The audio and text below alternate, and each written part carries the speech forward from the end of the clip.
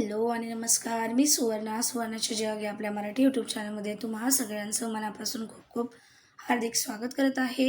आणि आज आपण बघतोय एकदम सोप्या पद्धतीने मार्केटसारखा आंब्याचा एकदम पापड आणि आम पापड. तर हा एकदम मार्केटसारखा तयार होतो आणि तुम्ही याला खूप वेळ टिकवून ठेवू शकता आणि बनवायला खूप सोपा आहे. आता सध्या कैऱ्यांचा सीझन आहे, तर नक्कीच एकदा ट्राय करा. जर तुमच्या घरात कैऱ्या असतील, तर तुम्हाला ही रेसिपी ट्राय केलीच पाहिजे. एकदम चटकेदार, चवदार असा हा बनतो आणि बनवायला खूप सोपा आहे. अगदी आपल्या घरच्या किचनच्या साहित्यामध्ये उपलब्ध आहे बनवण्यासाठी ही रेसिपी. तर जर तुम्हाला संपूर्ण रेसिपी शिकायची असेल, तर प्लीज व्हिडिओला शेवटपर्यंत नक्की बघा. चला तर मग रेसिपीला सुरुवात करूयात. तर बघा, सुरुवातीला मी 2 असे तोतापुरी आंबे घेतलेले आहेत. आता यांना आपण काय करूयात, स्वच्छ धुवून घेऊयात. हे आंबे थोडेसे कमी आंबट असतात आणि यामध्ये जास्त मोठी गुठली नसते. तर त्यामुळे मी इथे या आंब्यांचा वापर केलेला आहे. तुम्हाला हवं तर तुम्ही दुसऱ्या कोणत्याही आंब्यांचा वापर इथे करू शकता. फक्त आपल्याला कैरी एकदम पूर्णपणे कच्ची हवी आहे, कारण आपण कच्च्या कैरीचं बनवत आहोत. तर तुम्ही पिकलेल्या आंब्याचं सुद्धा बनवू शकता, तेही अगदी मस्त होतं. तर आपण याला काय करूयात, आता आंब्याला व्यवस्थित स्वच्छ धुवून घेऊयात आणि यांना काय करूयात, कपड्याने सुकं करून घेऊयात. म्हणजे काय होईल की एकदम कोरडे होऊन जातील आणि मग हे वर्षभरसुद्धा किंवा 6 महिनेसुद्धा आपण टिकवून ठेवू शकतो. कारण मग यामधलं पाणी आपल्याला काय करायचं आहे, पूर्णपणे पुसून घ्यायचं आहे. बघा अशा प्रकारे. तर आंबा आपला एकदम मस्तपैकी कोरडा झालेला आहे. तर आता आपण काय करूयात, याची साल काढून घेऊयात. तर याची साल काढून घ्यायची आहे.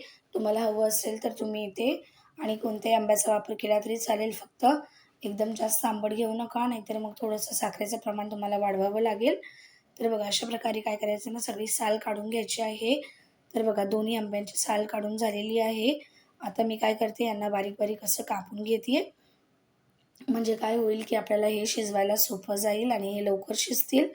तर त्यामुळे मी असं यांना काय करते ना, यामधली गुठली काढून यांना व्यवस्थित कट करून घेते. बघा, तर यामध्ये जास्त मोठी गुठली नसते.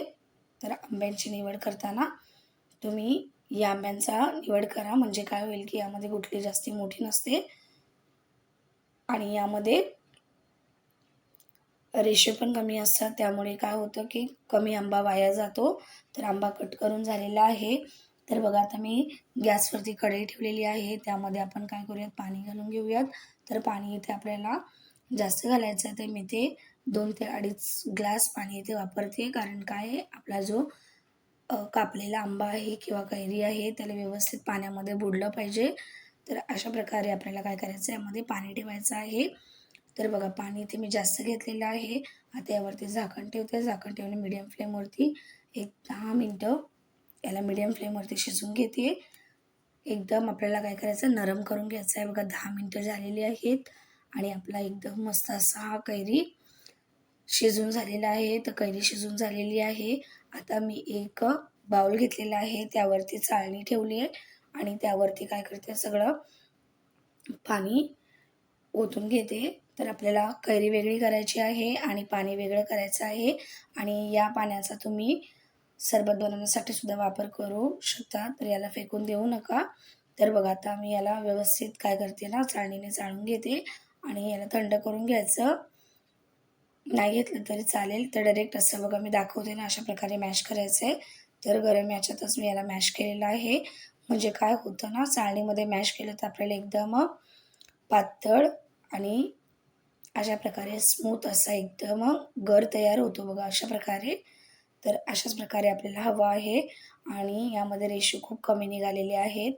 तर बघा अशा प्रकारे आपल्याला आंब्याचा पल्प तयार झालेला आहे. आता मी तीच कढई पुन्हा घेतलेली आहे आणि गॅसचा फ्लेम एकदम मीडियम ठेवलेला आहे आणि त्यामध्ये हा सगळा पल्प काढून घेते. हे बघा अशा प्रकारे. आणि याला काय करायचं आहे ना, मस्त शिजवायचं आहे. तर एकदम स्मूथ असा हा झालेला आहे बघा तयार. तर आता यामध्ये आपण घालूयात साखर. तर त्याआधी मी इथे घालते मीठ. तर मी थोडंसं चवीपुरतं मीठ घातलं आहे. आता यामध्ये मी जवळ-जवळ अर्धी वाटी साखर घालते आहे. तर ही छोटी वाटी आहे साईजमध्ये. तर या मी 2 वाट्या घेतलेल्या आहेत आणि मोठ्या वाटीच्या प्रमाणात मी अर्धी वाटी इथे साखर वापरलेली आहे. तर तुम्ही कितपत गोड खाता त्या अकॉर्डिंग तुम्ही इथे साखर घाला. आणि थोडंसं इथे मी रेड चिली पावडर, लाल तिखट मसाला इथे घातलेला आहे. म्हणजे काय होईल, आंबट, गोड, तिखट असं एकदम मस्त असं लागेल. त्यामुळे मी थोडंसं इथे लाल तिखट घातलेलं आहे. आता सगळ्याला मस्त मिक्स करून घ्यायचं आहे. त्यानंतर यामध्ये आपण काय करूया, थोडंसं फूड कलर घालूया. तर मी इथे हिरव्या कलरचा फूड कलर घालते आहे. म्हणजे काय होईल की एक दिसायला एकदम मस्त असं दिसेल. नाही घातला तरीही चालेल, पण आपण कच्च्या कैरीचं बनवत आहोत, तर त्यामध्ये थोडंसं हिरवासा कलर दिसला तरी दिसायला मस्त दिसतं. कारण आंबे आपले हिरव्या कलरचे असतात. तर त्यामुळे दिसायला हे जरा अट्रॅक्टिव्ह दिसतं आणि लहान मुलांना एकदम जास्त आवडतं. त्यामुळे थोडंसं मी ते कलर घातलेला आहे. तर आता आपण याला चेक करून बघूयात.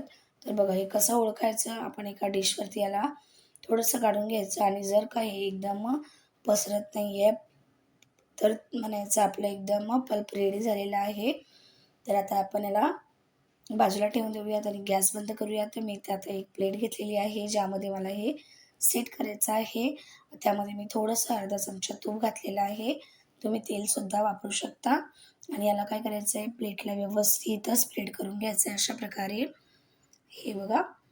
आणि त्यावरती आता काय करायचं, आपल्याला सगळं मिश्रण घालून घ्यायचं आहे आणि हे व्यवस्थित सगळ्या बाजूने लावून घ्या. म्हणजे मग जेव्हा तुम्ही पापड काढून घेणार ना, तर एकदम मस्त निघेल, अजिबात चिपकणार नाही. तर बघा आता सगळं मिश्रण मी यावरती काढून घेते अशा प्रकारे. आणि ही प्रोसेस मी गरम आहे तोच करते. तर बघा आता याला मस्त काय करूयात, आपण स्प्रेड करून घेऊयात अशा प्रकारे. तर पूर्णपणे व्यवस्थित पसरून घ्यायचं आहे आणि याची एकदम सगळ्या बाजूंनी सारखी अशी लेयर लावून घ्यायची आहे बघा अशा प्रकारे. म्हणजे काय होतं की हे सगळ्या बाजूने एकदम सारखं निघतं. तर बघा मी याला पसरवून घेतलेलं आहे एकदम चांगली अशी. अशाच प्रकारे आपल्याला पूर्णपणे पसरून घ्यायचं आहे आणि याला पंख्याच्या हवेखाली आपल्याला काय करायचं आहे ना, पूर्ण रात्रभर ठेवून द्यायचं आहे आणि त्यानंतर 2 तास उन्हात वाळवायचं आहे. तर बघा मी रात्रभर पंख्याच्या खाली ठेवलं होतं आणि 2 तास उन्हात वाळवलेलं आहे. आता आपला हे आम पापड तयार झालेला आहे. तर आता आपण याला काय करूयात, सुरीने असा काढून घेऊया. थोडेसे कडा याच्या ढिल्या करायच्या आहेत, लूज करायच्या आहेत. म्हणजे काय हा पटकरून निघून येईल. तसा आता पटकरून निघतो, पण आपल्याला पकडायला एक ग्रिप भेटते. त्यामुळे काय करायचं, असं रिमूव्ह करून घ्यायचं आहे. तर बघा आता याला आपण काढून घेऊयात. तर बघा एकदम मस्त असा हा आम पापड आपला तयार झालेला आहे. आणि बघा आपण फक्त यामध्ये मोजकेच साहित्य वापरलेले आहे, अजिबात जास्त काही वापरलेलं नाही आहे. तर बघा किती सुंदर असा दिसतोय आणि एकदम पातळ अशी शीट तयार झालेली आहे याची. तर बघा मी एका प्लेटवर याला असं ठेवून घेतलं आहे आणि आता याला आता तुम्हाला ज्या शेपमध्ये हवं तसं तुम्ही याला कट करू शकता. तर मी अशा प्रकारे कट करते बघा आणि कटसुद्धा किती मस्त होतोय, अजिबात तुटत वगैरे नाही आहे.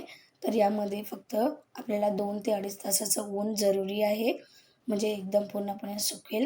आणि जर तुमच्याकडे उन्हाची फॅसिलिटी नसेल, ऊन येत नसेल, तर तुम्ही काय करू शकता ना, याला अजून 1 ते 2 दिवस थोडंसं पंख्याखाली सुकवा.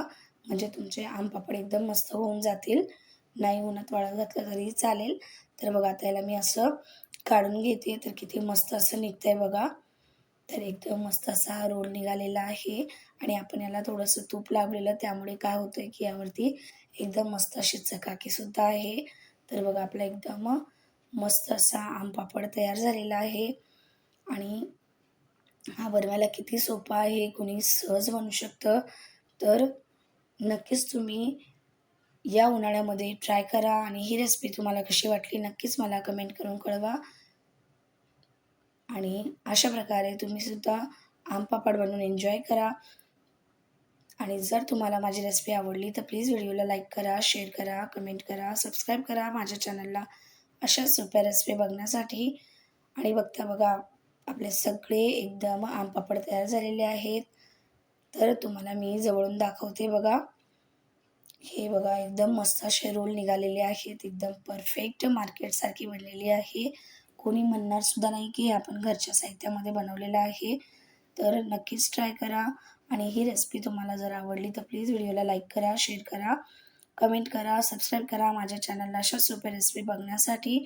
आणि बघा एकदम नरम लुसलुशीत रबरसारखा हा दिसणारा आपला आम पापड तयार झालेला आहे. तर नक्कीच तुम्ही पण ट्राय करा. चला तर मग भेटूयात एका नवीन रेसिपीमध्ये. तोपर्यंत काळजी घ्या. अशाच नवीन रेसिपी ट्राय करत राहा. चला तर मग भेटूयात एका नवीन रेसिपीमध्ये. तोपर्यंत काळजी घ्या. तोपर्यंत बाय बाय.